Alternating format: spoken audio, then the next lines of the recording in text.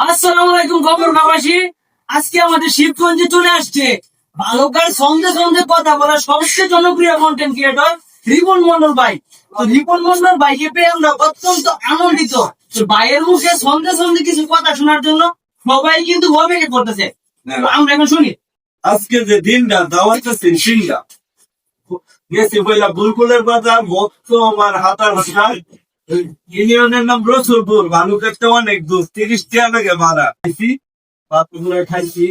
হ্যাঁ মানে শিক্ষিত তত উন্নত আছে স্যার কি কই আমার আছে ম্যাডাম তারা দেখে না ম্যাডাম ছাত্র লাগে তাই বই আমি তো তোমার মনের আবেগটা আমি সবসময় তোমার লোকে কই যে তোমরা দেয় না বললিয়া এই যে আমার ভাইটার মতো দিয়ে তুললে আমি কিন্তু আনন্দ দিই ভাই অন্তরটারে করলে বাও ভাইটা গেলে চলে না পাও বলা দাও বলা দাও সকলকে ধন্যবাদ। আসসালামু আলাইকুম।